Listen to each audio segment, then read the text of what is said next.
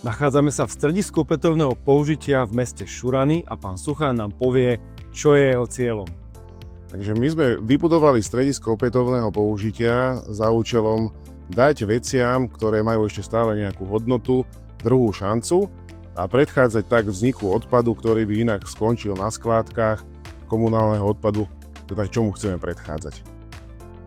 Toto stredisko sme vybudovali upcyklingovým spôsobom, teda všetky konštrukčné prvky tohto strediska sú využité takým spôsobom, že nachádzali sa na zbernom dvore, nemali využitie a my sme ich použili práve na vybudovanie takéhoto strediska. Predchádzanie vzniku odpadov je na najvyššej priečke odpadovej pyramídy, preto sa z tohto projektu veľmi tešíme a veríme, že bude inšpiráciou aj pre ďalšie samosprávy. Dovidenia.